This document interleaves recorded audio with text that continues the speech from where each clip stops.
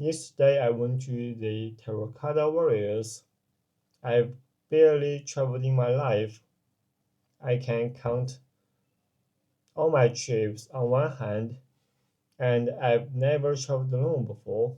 The Warriors were pretty incredible, but my experience was actually terrible. But why? Let me walk you through the day and show you exactly how I messed up the whole trip. The first problem was that it was the day after my leg day.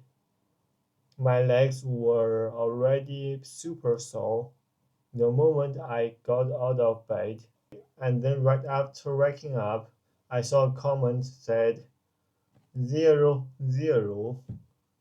I had no idea what that's supposed to mean. And even though I told myself not to overthink it, it still messed with my mood a little. So before I even left, both my body and my mindset were already not in a great shape.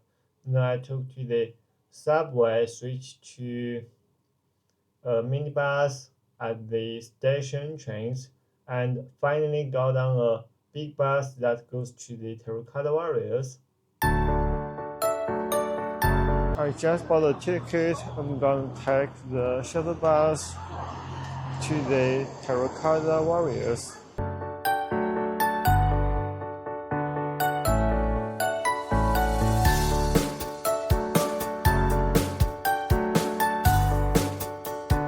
On the way, the tour guide started talking about different attractions in Xi'an, and then she moved on to selling tickets for other spots. I honestly wasn't interested at all. And out of nowhere, she mentioned that student tickets are only for undergraduates. Graduate students can't use them. What the hell? I still thought I was a student who can enjoy all kinds of discounts, such as attractions, trains, and even some restaurants. I immediately checked on my phone and it turned out to be true.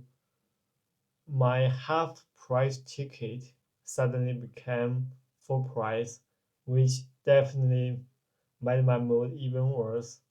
The moment I got off the bus, some people were already running up to me, trying to sell me commemorative coins.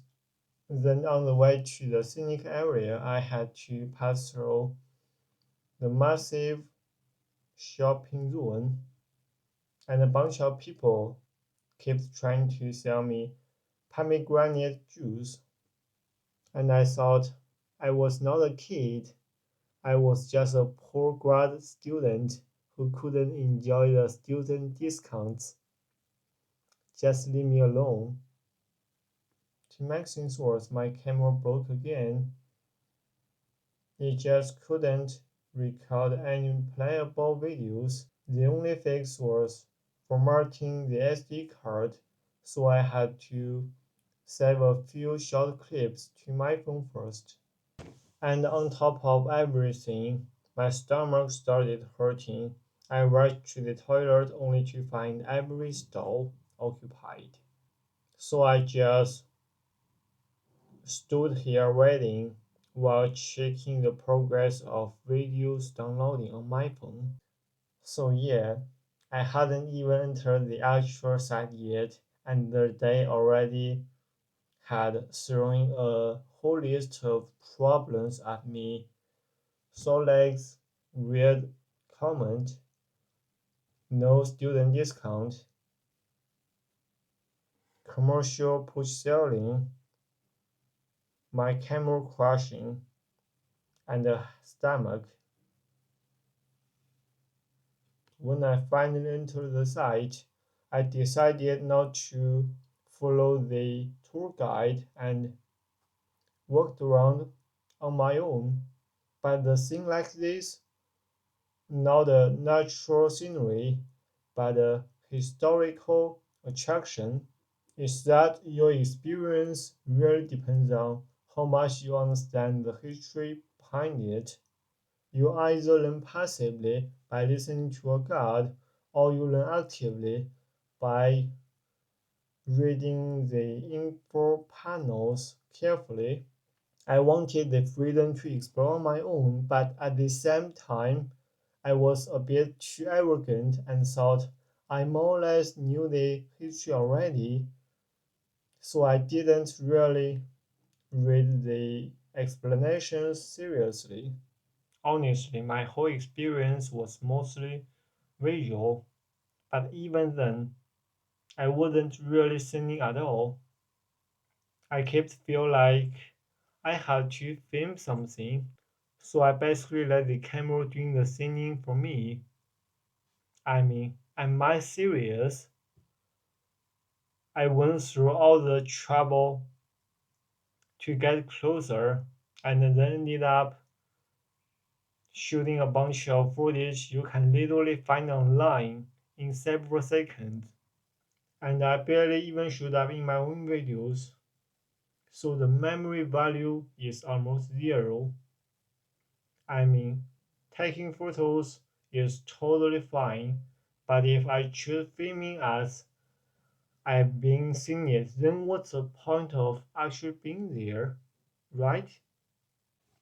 As for the trip of Qinshuhuang Mausoleum, I stubbornly chose to work instead of taking the paid shuttle, even though my phone was almost out of battery and I couldn't play any music.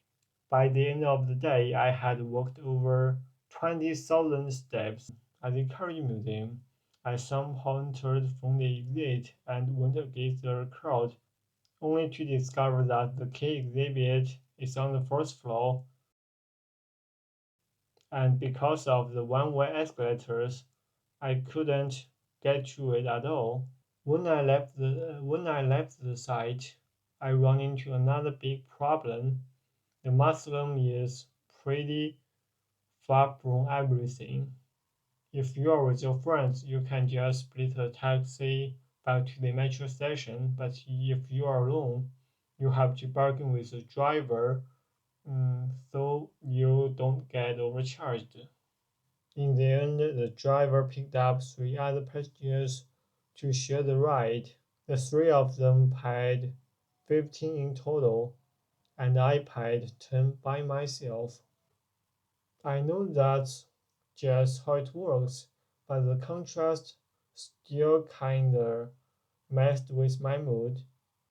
I had to ride the subway from the easternmost station all the way to the westernmost station, two transfers in between. No music, just pure boredom. Well, boredom wasn't that bad. It gave me time to think about the day. But my phone died before the last stop. I tried to find a shared charger in the subway station, but I didn't find one. It's solvable, I knew, but facing it for the first time was kinda stressful. Luckily, the staff used an officer ID to get me out. Before the trip, I already knew that my experience would pretty depend on two things: how stunning the terracotta warriors were and how exhausting my journey would be. So I'm hoping the terracotta warriors is amazing enough to make the 6 hours of trip worth it. After the trip, I've come to understand something more deeply. The value of the historical sites is a feeling you need to earn. It only truly hits you when you take the time to learn the history and culture behind them. If I keep acting arrogant, thinking I already know everything, and then show up in person only to shrug and say, it's nothing special, that would definitely be ridiculous. And of course, I can't let my camera replace my own eyes. If I rely on it too much to experience things for me, then I'm completely missing the point of documenting my life in the first place. On top of that, there are so many things I could have done to make the trip less exhausting, like getting a better power bank so my phone wouldn't die before I even reached the last stop, or simply planning my trip before my leg day. Messing up my first solo trip actually taught me a lot, and with these lessons, the next one definitely wouldn't turn out worse than this. It's a really super long video.